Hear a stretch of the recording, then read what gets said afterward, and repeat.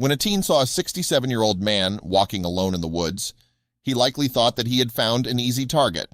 After donning a mask, he attempted to rob the stranger.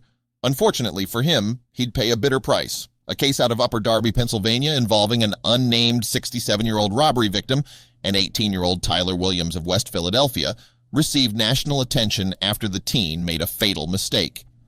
After spotting the 67-year-old man walking a path in the woods at Cobbs Creek Park, Williams decided to confront him and demand cash, ABC 6 reported.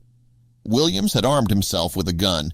There was one big problem, however. The teen had set out to make his intended victim believe his life was in danger, but the gun was actually a toy, according to NBC 10.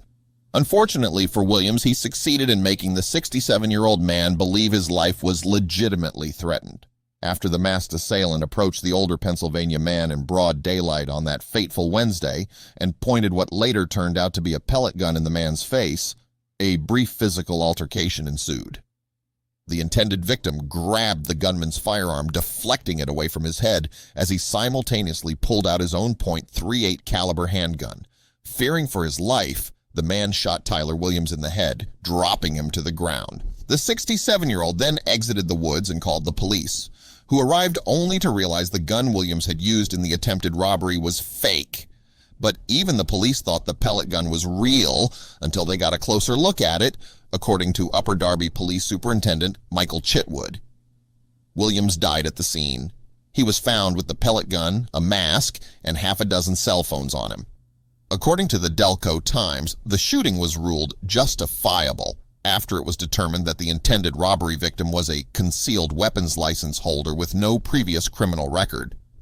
Although he was initially taken to a local hospital with chest pains following the incident, he reportedly made a full recovery. With the shooting ruled an appropriate act of self-defense, he didn't face any charges. While most applaud the 67-year-old for doing what he felt need to be done at the time to ensure his own safety, there are those who condemn the fact that this man was able to defend his life with a firearm. They are seemingly troubled by the fact that a young adult with a fake gun is dead because an armed citizen was able to use lethal force to stop a crime from being committed against him. But there are a few important things to point out here. What appeared to be a lethal firearm was pointed at this man's head. Even the police didn't realize it was a pellet gun until they were able to look closer at it. Furthermore, Tyler Williams wanted the man to believe it was real. It was his intention to make the 67-year-old believe his life was in danger. He succeeded, just not with the result he had intended. We also have to realize something very important about what so many news outlets are calling a fake or toy gun. It was a pellet gun, so it was real. It just isn't typically lethal against humans. However, it most definitely can be. The U.S. Consumer Product Safety Commission has reports of about 4 deaths per year caused by BB guns or pellet rifles, according to a CPSC safety alert. The risk of death is increased if you are hit in the eye or head. This gun, which is not a toy no matter what NBC's headline says, was pointed at the robbery victim's face. So his reaction was justified, just as police determined. We should be able to walk on a path in the woods of a park without any type of gun being pointed at our head by would-be robbers. Sadly, that's not the world we live in. But perhaps if more of them realize that their criminal acts might cost them a bitter price, including their own life, they might think twice.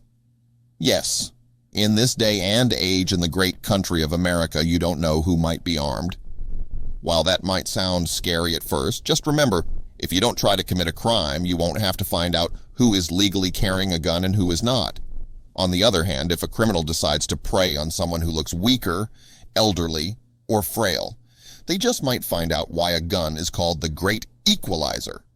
It's unfortunate for anyone to die, but if it comes down to an innocent civilian and a person committing a crime, the choice seems obvious.